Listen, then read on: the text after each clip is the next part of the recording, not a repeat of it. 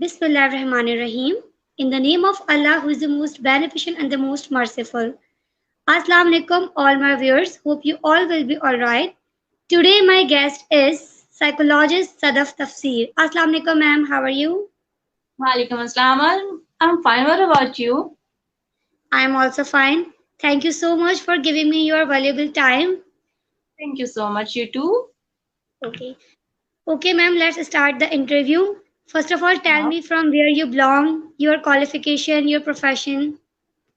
Okay. First of all, my name is Sadaf Tafsir. By profession and by education, I am a psychologist as well as hypnotherapist. I did my BS psychology from International Islamic University, Islamabad.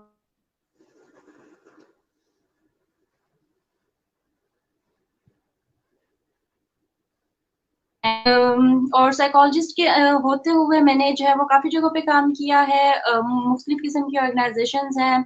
इसके अलावा जो है वो female prisoners के साथ काम किया है, ड्रग एडिक्ट्स के साथ काम किया है, स्पेशल चिल्ड्रन के साथ काम किया है, इंटरनेशनल हॉस्पिटल में एज एन इंटर्न काम किया है। And now I have been doing my practice at Abid hospital Islamabad. Basically जो मेरा रेजिडेंस है वो रावलपिंडी में है और मैं प्रैक्टिस इस्लामाबाद में करती हूँ। एंड अदर देन दैट मैं जो है ना वो एसोसिएटेड प्रेस ऑफ पाकिस्तान के साथ एज अ गेस्ट स्पीकर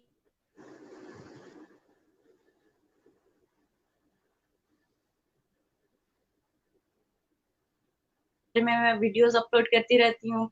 अपना मेरा फेसबुक पेज है हिप्नोथेरेपिस्ट सदफ तफसीर के नाम से, जहाँ पे डिफरेंट किस्म की पोस्ट है ना अवेयरनेस के हवाले से मैं शेयर करती हूँ। So it's all about me. Okay, nice to know about you. Ma'am, सबसे पहले मैं आपसे ये जानना चाहूँगी कि आपको साइकोलॉजी की तरफ किस चीज़ ने इन्फ्लुएंस किया?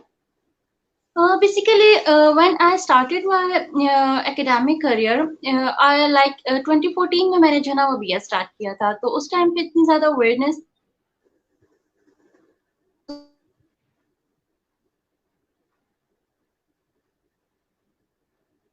लाइक MBBS तो मतलब बहुत ज़्यादा लोग जो है ना वो MBBS की तरफ आते हैं, डॉक्टर्स बनते हैं। I am not degrading anyone any kind of profession, लेकिन साइकोलॉजी के अंदर जो है ना वो लोग आते हुए थोड़ा-सा हेजिटेट करते हैं कि सोसाइटी क्या कहेगी या लोग क्या कहेंगे कि आपने जो है ना वो ये सोशल साइंसेस के सब्जेक्ट को उठा लिया है या साइकोलॉजिस्ट का आगे कोई भी फ्यूचर नहीं है।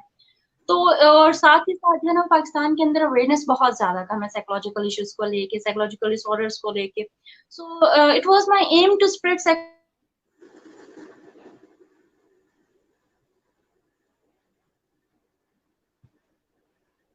whatsoever information I am having right now, I just want कि लोगों को मेरी बात जाए, लोगों तक जो है वो मेरा पैगाम जाए कि जिस तरीके से हमारे माशरे में फिजिकल इलनेसेस जो है वो एग्जिस्ट करती हैं, just like the same way psychological illnesses का भी कॉन्सेप्ट है।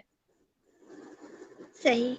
मैम, मैं आपसे फर्स्ट क्वेश्चन जो है वो ये पूछना चाहूँगी कि डिप्रेशन जो होता है, इंसान डिप्रेशन की तरफ क्यों जाता है और उसको डिप्रेशन से वापस निकालने के लिए उसकी सराउंडिंग में जो लोग हैं उनको क्या किरदार अदा करना चाहिए?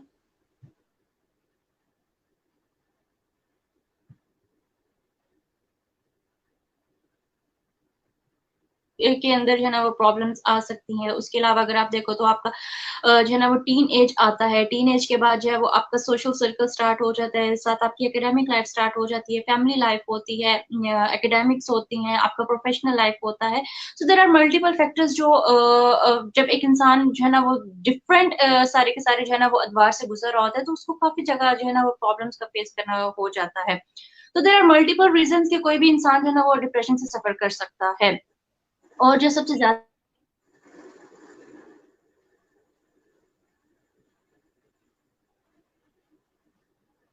है ना वो बहुत सारे लोग ऐसे होते हैं जो डिप्रेशन से सफ़र कर रहे होते हैं। और जो डिप्रेशन से वापस जाने का वे है, yes definitely there are so many ways कि आप जो है ना वो काउंसलिंग के थ्रू, थेरेपीज़ के थ्रू, मेडिकेशन के थ्रू आप जो है वो डिप्रेशन से निकल सकते हैं। So depression is not that much difficult as well as depression is not that much simpler.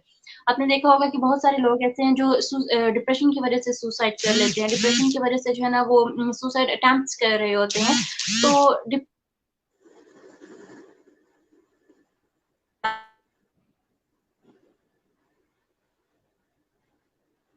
There are so many different positive ways जिसके थ्रू हम डिप्रेसिव पर्सन को वापस जिंदगी में लेके आ सकते हैं।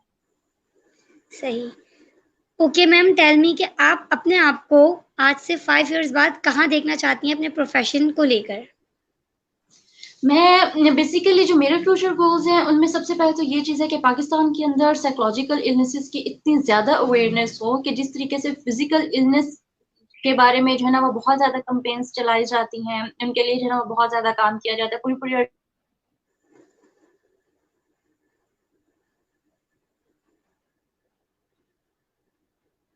साइकोलॉजिकल इलनेसेस जहाँ पे सिर्फ़ और सिर्फ़ साइकोलॉजिकल इलनेसेस का ट्रीटमेंट हो, जहाँ पे बच्चों का एक अलहदा डिपार्टमेंट हो, मतलब चाइल्ड साइकोलॉजी का एक अलहदा डिपार्टमेंट हो, एडल्ट्स के लिए एक अलहदा डिपार्टमेंट हो, साइकोटिक्स के लिए अलहदा हो, ड्रग अब्यूज़र्स जो होते हैं या जो ड्रग एडिक्ट्स होते हैं, उनका पूरे का पूरा एक अलग सेटअप हो। तो आई वांट कि 5 साल के बाद मेरा एक अपना ऐसा सेटअप हो जहाँ पे किसी के लिए भी जो साइकोलॉजिकल इलनेस है वो शर्मिंदगी का बायस ना हो, वहाँ पे लोग आते हुए ये फ़ील करें कि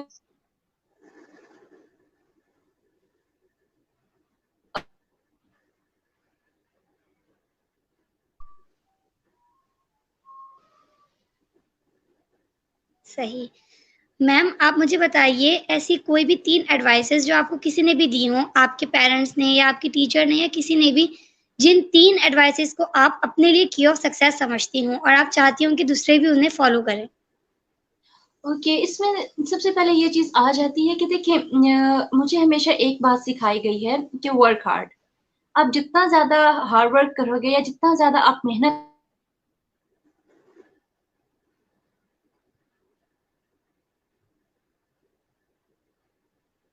दूसरी बात आ जाती है कि never give up.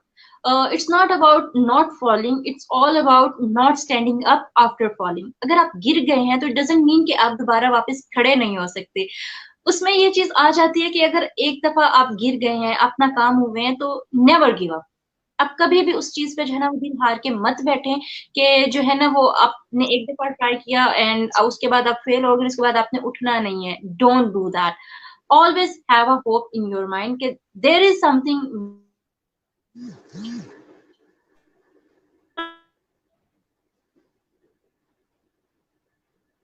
are having, be grateful for that। आजकल हमारे यहाँ जो है ना वो बहुत ज़्यादा ये चीज़ हो जाती है कि हम लोगों की देखा-देखी दूसरों पे जो है ना वो बहुत ज़्यादा रश करने लग जाते हैं कि इसके पास ये चीज़ भी है, वो चीज़ भी है, मेरे पास ये भी नहीं है, वो भी नहीं है। हालाँकि हमारे पास इतना सब कुछ होता है कि हम शायद कभी उस चीज़ का जो है ना वो शुमार भी नहीं कर सकते। चाहे वो हमारे पास साइकोलॉजिकल वेल्थ हो, हेल्थ हो, चाहे वो हमारे पास फिज़िकल वेल्थ हो, हेल्थ हो और whatsoever the blessings we do have. So be grateful for everything whatever you are having in your life। That's very good. Okay ma'am, आप हमें बताइए जो लोग ड्रग्स लेते हैं, ड्रग्स की तरफ जाते हैं, वो बेसिकली ड्रग्स की तरफ किस वजह से जाते हैं? इसमें जो मोस्ट इम्पोर्टेंट चीज़ आ जाती है वो फैमिली है। Although it can be because of childhood issues, broken family system, pressure of parents. उसके अलावा अगर आप मैरिड लाइफ में हैं तो अगर आपकी अपनी वाइफ के साथ जो है ना वो बहुत अच्छा इंटरेक्शन नहीं है या आपका अपने बच्चों के साथ जो है ना वो कोई स्ट्रॉन्ग बॉन्डिंग नहीं है, उस वजह से भी आप जो है वो ड्रग अब्यूज़ेज की तरफ आ सकते हैं। इसके अलावा आपकी कंपनी बहुत ज़्यादा मैटर करती है। इसलिए तो हम कहते हैं कि a man is known by the company he keeps. So always have a good company जिसके अंदर रहते हुए आप किसी गलत काम की तरफ मत जाएँ, बल्कि एक अच्छे और बेहतरीन काम को जो है ना वो आप करना स सही। मैम, जो हिप्नोटाइज़ किया जाता है, मैं ये जानना चाहूँगी मतलब हिप्नोटाइज़ कैसे किसी के ब्रेन को अपने कंट्रोल में लेकर उससे हर चीज़ पूछी जा सकती है? मुझे आज तक ये चीज़ समझ नहीं आती कि साइकियाट्रिस्ट हिप्नोटाइज़ किस तरह से कर लेते हैं? ओके, इसमें जो मेन चीज़ आती है दानिया, बेसिकली द पॉइंट इज़ कि hypnotism is just a relaxation technique. Just like the same way हमारे पास और बहुत ज़्यादा जो है वो रिलैक्सेशन टेक्निक्स आ जाती हैं। उसी तरीके से हमारे पास जो हिप्नोटिज़्म है वो भी एक रिलैक्सेशन टेक्निक है और रिलैक्सेशन टेक्निक इस तरीके से है जो आपकी जो है ना वो डीप रिलैक्सेशन होती है। आपके सबकॉन्शियस माइंड को जो है वो टारगेट किया जाता है और उसके अंदर ये चीज़ की जाती है कि आपको इतना ज़्यादा साइकोलॉजिकली, मेंटली एंड फिज़िकली हम रिलैक्स कर देते हैं कि आपकी पूरी की पूरी बॉडी जो है वो रिलैक्स हो जाती है। जब आप रिलैक्स हो जाते हो, उसके बाद आप क्या करते हो कि आपका माइंड सजेशंस को अच्छे तरीके से देख रहा होता है। आप किसी भी चीज़ को रेज़िस्ट नहीं कर पाते हो।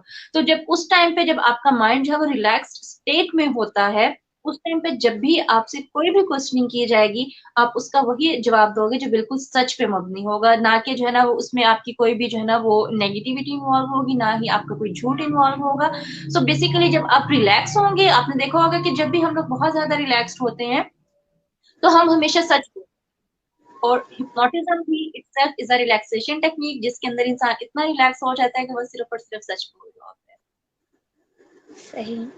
ओके मैम, हमें बताइए क्रिमिनल साइकोलॉजी के हवाले से कि मतलब कोई भी इंसान क्रिमिनल क्यों और किस वजह से बनता है?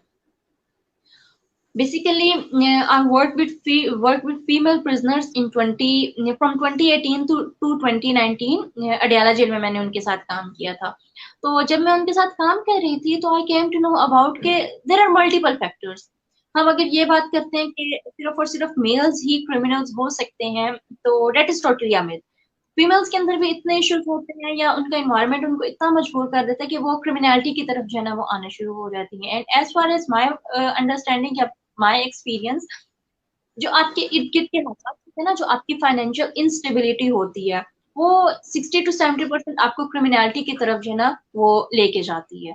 तो जो आपकी सराउंडिंग है या जो आपका इन्वायरमेंट है और जो आपकी फाइनेंशियल इंस्टेबिलिटी है, अनएम्प्लॉयमेंट है, वो आपको क्रिमिनल बिहेवियर्स की तरफ जो है वो लेके जा रही होती है। सही।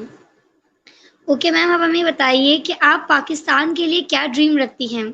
पाकिस्तान में मतलब जितने भी प्रॉब्लम्स हैं, सोशल प्रॉब्लम्स हैं, उन सबको सॉर्ट आउट करने के लिए हम लोग को क्या रोल अदा करना चाहिए? गवर्नमेंट को क्या रोल अदा करना चाहिए?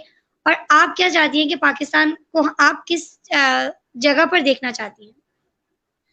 ओके, इसमें सबसे पहले ये चीज आ जाती है कि गवर्नमेंट का जो रोल है ना वो ये हो सकता है कि वो हर ऑर्गेनाइजेशन में, क्योंकि देखो साइकोलॉजी जो है वो बिल्कुल एक माइनर सा टॉपिक नहीं है, बिल्कुल एक माइनर सी फील्ड नहीं है। आप देखोगे कि जिंदगी के हर शोबे में आपको जो है ना वो साइकोलॉजी नजर आएगी, चाहे इट इज वर्क प्लेस, चाहे इट इज एजुकेशनल इंस्टीट्यूट, चाहे it is a kind of market place. हर जगह पे आपको जो है ना वो साइकोलॉजिस्ट नजर आएंगे। तो स्कूल्स के अंदर, कॉलेजेस के अंदर, यूनिवर्सिटीज के अंदर, वर्क प्लेस में, चाहे वो जिस भी किस्म की जो है ना वो ऑर्गेनाइजेशन है, हर जगह पे गवर्नमेंट को चाहिए कि वो जो है ना वो सेटअप्स के अंदर साइकोलॉजिस्ट को हायर करवाएं। और प्राइवेट ऑर्गेनाइजेशन के लिए भी ये चीज है ना वो मैंडेटरी होनी चाहिए कि उनके बोर्ड में एक या दो साइकोलॉजिस्ट लाजमी होने चाहिए। इससे क्या होगा कि जितना भी वर्क प्लेस स्ट्रेस होता है या जितने भी साइकोलॉजिकल इश्यूज होते हैं हर बंदे के अंदर, डिफरेंट साइकोलॉजिकल एस्पेक्ट से लेके या डिफरेंट जो है ना वो प्रोफेशन से लेके साइकोलॉजिस्ट उन चीजों को जो है वो डील करता जाए। उसके बाद आप कह रही हैं कि मेरा पाकिस्तान के लिए क्या ड्रीम है, तो आई जस्ट वांट कि मेरे पाकिस्तान के लोग जो है ना वो इतना ज्यादा अवेयर हो साइकोलॉजिकल इलनेसेस के बारे में कि वो अगर किसी के सामने ये बात करें कि मैं साइकोलॉजिस्ट के पास गया था, तो कभी भी उनको इस चीज से जो है ना हेजिटेशन या एम्बेरसमेंट फील ना हो। आज के दौर में भी इतने ज्यादा लोग हैं जो ये बात करते हैं कि हम अपने फैमिली के सामने भी ये बात नहीं कर सकते कि we are consulting a psychologist. और आज भी साइकोलॉजिस्ट को लाइक 2021 के अंदर 21st सेंचुरी है, and still people are very afraid of going to और consulting a psychologist, and it is still considered as a taboo, कि जो है वो एक टैबू के तौर पे जो है ना वो साइकोलॉजिस्ट के पास कंसिडर किया जाता है। तो आई जस्ट वांट के मैं इतना अपना रोल प्ले कर दूं, या जो है ना वो मैं इतनी ज्यादा जो है ना वो अपने मुआशरे में अवेयरनेस फैला दूं कि लोग कभी भी साइकोलॉजिस्ट के पास आने को टैबू ना समझें। That's very good. अच्छा मैम, मैंने अपनी सराउंडिंग में एक चीज़ ये बहुत देखी है, अपने रिलेटिव्स में भी देखी है कि लोगों को डिप्रेशन की एक स्टेज पे आके फिट्स पड़ने लग जाते हैं। मतलब बैठे-बैठे कभी भी उनकी तबीयत खराब हो जाती है, उन्हें फिट्स पड़ने लग जाते हैं, उनके हाथ वगैरह कर्व हो जाते हैं।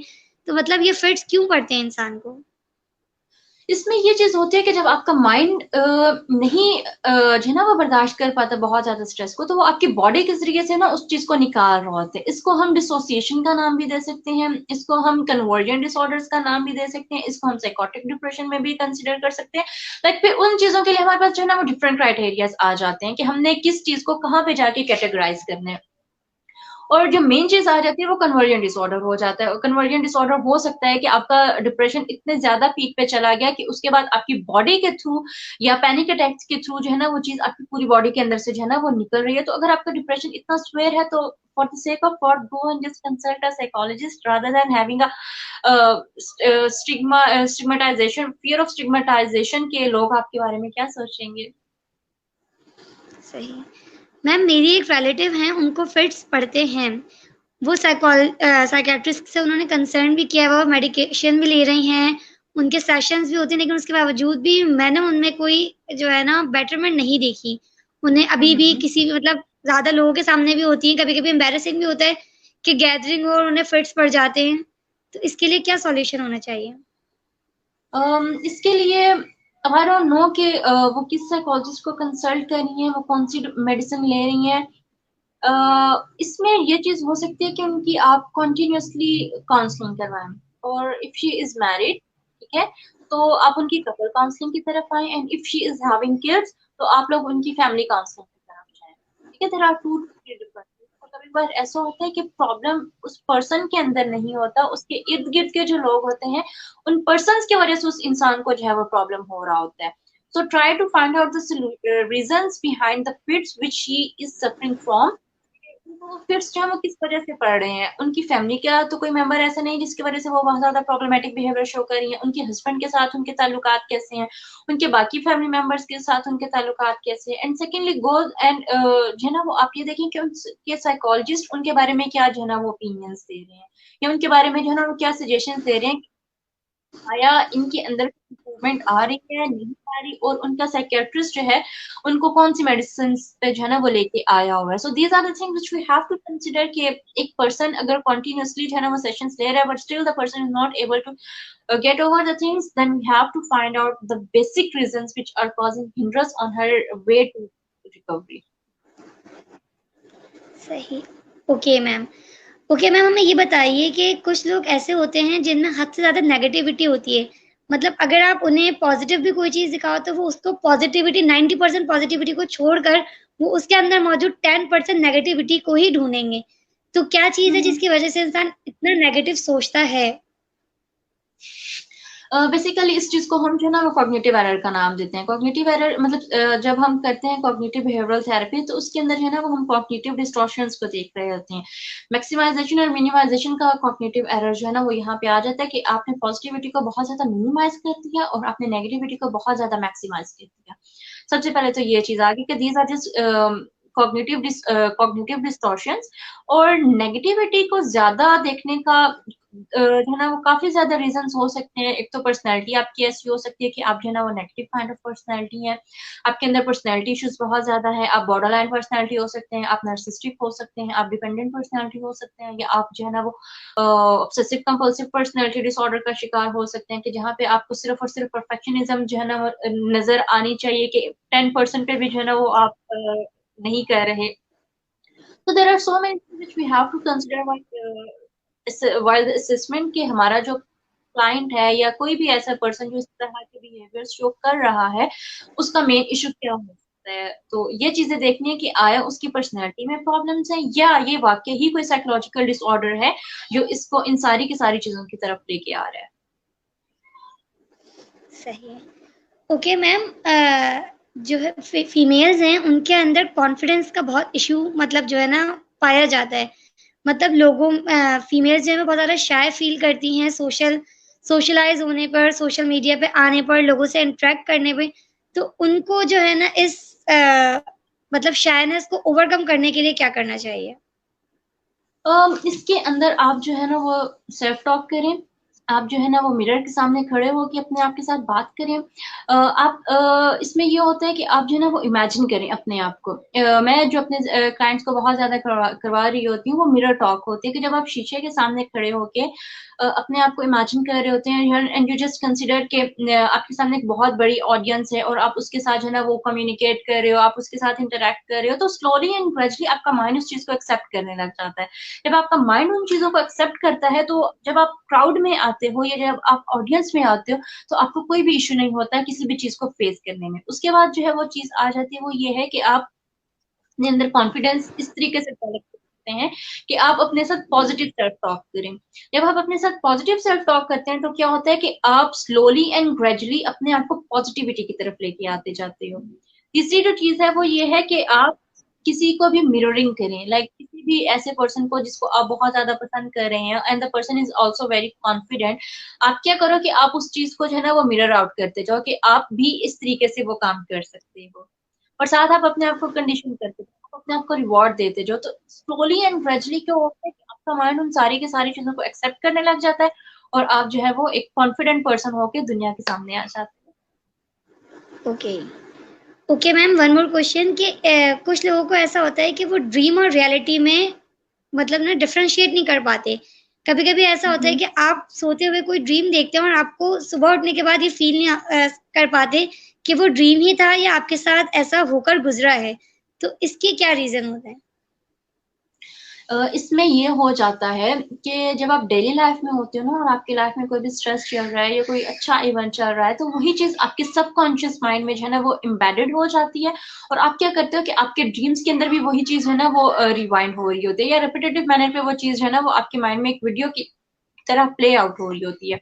जब आप सोते हो तो दो कि आपके माइंड सिर्फ एक चीज़ के अंदर ऑक्यूपाइड हुआ है, कैप्चर्ड हुआ है, तो आप क्या करते हो कि आप उसी चीज़ को बार-बार, बार-बार, बार-बार अपने माइंड में भी जो है ना वो सोच रहे होते हो। तो सिर्फ जो चीज़ आपकी रियलिटी में बहुत ज़्यादा हो रही है, वही चीज़ आपके ड्रीम्स में जो है ना वो बहुत ज़्यादा हो रही होती है। तो जस्ट सी कि आपका जो डे लाइफ है, उसके अंदर क्या-क्या ऐसी चीज़ हो रही है जो जाके आपकी जो है ना वो नाइट लाइफ को डिस्टर्ब कर रही है।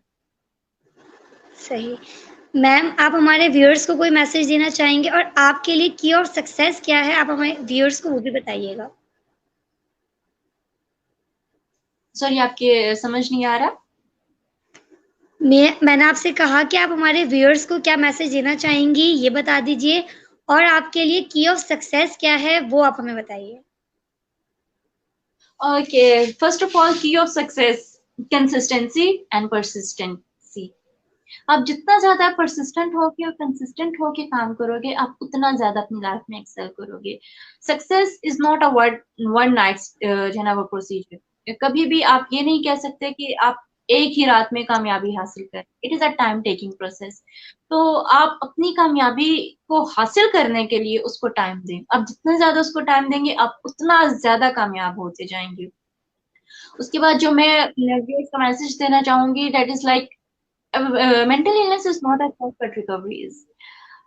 If you have been suffering from mental illness, that was not your choice. You haven't opted it by your own self. But going to a psychologist, consulting someone who can help you out is definitely your choice.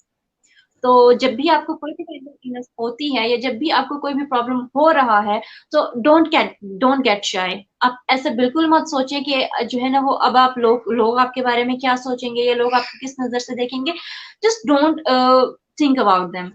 आपका mind आपसे क्या डिस्पायर कर रहा है, go for it and bother it. Simple is that. Okay. Thank you ma'am. आप मुझे ये बताइए कि मेरे साथ आपका इंटरव्यू एक्सपीरियंस कैसा रहा और आप मुझे क्या एडवाइस करना चाहेंगी? मैं आपको यही एडवाइस करना चाहूँगी कि आप सब लोग बहुत अच्छा काम कर रहे हैं माशाल्लाह से। You all are youngsters. अभी तक मैंने जितने भी इंटरव्यूअर्स के साथ काम किया है या जितने भी लोगों के साथ, आज बेसिकली मेरा 3rd इंटरव्यू, इसके बाद मेरे 4th इंटरव्यू भी है। तो एडवाइस इज़ लाइक कि never give up and don't lose hope. आप जब भी गिरें तो डोंट थिंक कि यू आर अ फेलियर और आपके साथ ये चीज़ हो गई है, now you can't get up. जब भी आप गिर जाएँ और उसके बाद आप क्या करें कि आप थोड़ा टाइम अपने आप को दें, आप रिकवरी की तरफ आएँ और उसके बाद दोबारा उठें और कम बैक करें। And interview with you is like very, very, very good. You are a very competent girl, and I wish you very good luck for your future. आपने मुझे बताया था कि उस टाइम पे 5:30 पे I guess आपकी कोचिंग क्लासेस भी होती हैं, so I just wish you good luck for your future, and you all people are doing marvelous job. Thank you so much ma'am. Thank you so much for your valuable time. Take care of yourself. अल्लाह हाफ़िज़। Allah Hafiz.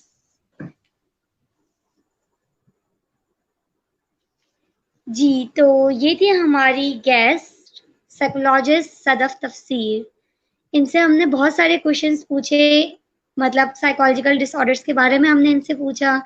इन्होंने हमें बहुत detail में हर चीज़ के बारे में answer किया कि ड्रीम्स और रियलिटी में क्या डिफरेंशिएट होता है, ड्रीम्स क्यों आते हैं, लोग क्रिमिनल साइकोलॉजी की तरफ क्यों जाते हैं और फीमेल्स को कॉन्फिडेंस गेन करने के लिए क्या करना चाहिए, फिट्स के लिए बंदे को क्या करना चाहिए और बहुत सारे छोटे-छोटे हमने उनसे क्वेश्चंस पूछे जिनके उन्होंने हमें बहुत डिटेल में आंसर दिए।